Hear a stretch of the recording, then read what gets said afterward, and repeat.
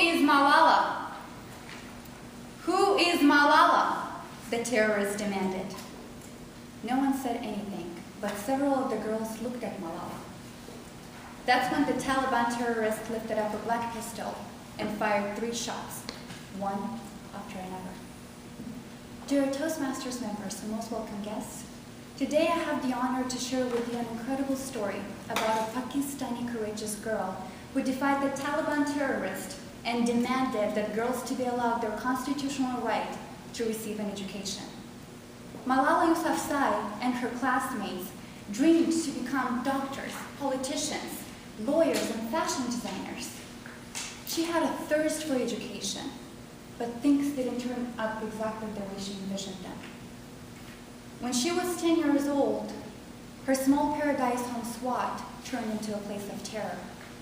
More than 400 schools were bombed, women were flogged, and acid was thrown in their faces. People were killed in public, and their beautiful dreams turned into nightmares. She had 2 options. The first one was to remain silent and wait to be killed. And the second one was to speak up and be killed for that. She chose the second one. Malala gave a speech on the radio, and the title of her talk was, "How dare the Taliban take away my basic right for education?" When she was 14 years old, Malala and her family learned that the Taliban had issued a death threat against her, and she just couldn't believe it. A Taliban is not as cruel to kill a child, she thought.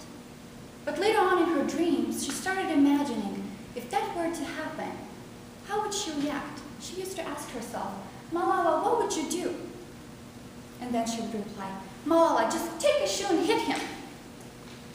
But then she thought, if you hit a Taliban with your shoe, then there is no difference between you and the Taliban who is trying to attack you. You must not treat others with cruelty and violence. You must fight others through peace and education. And then she would say, "I will tell him how important education is, and that I even want education for him and his children." What an amazing example of nobleness and courage, isn't it? The day when everything changed for this brave girl was Tuesday, October the 9th, 2012, when a gunman boarded the school bus and shot her in the head.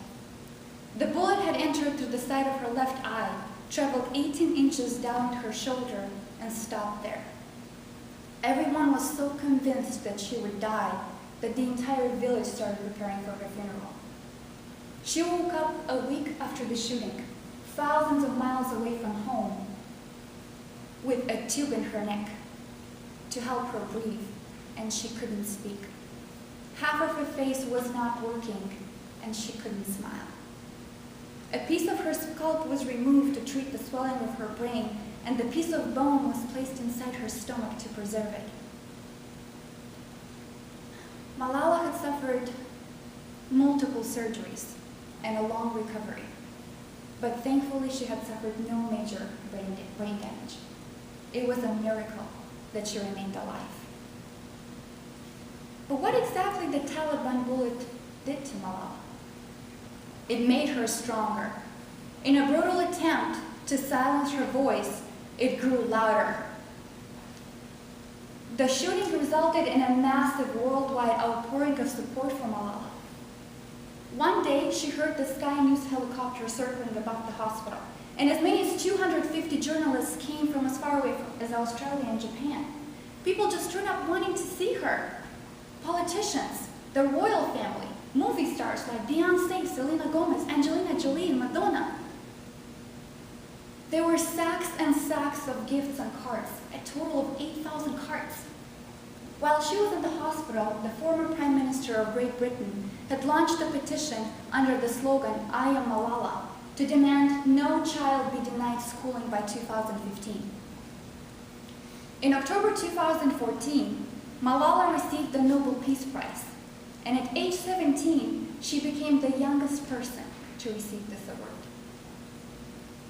In her Nobel Prize speech, she exclaimed, and I quote, "Why is it that these countries that we call strong are so powerful in creating wars, but are so weak in creating peace?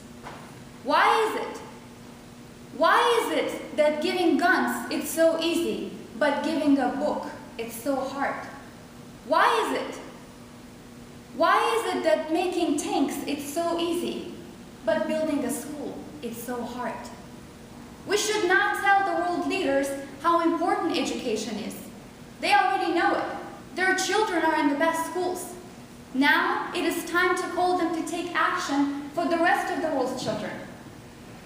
Let us pick up our books and our pens, she said.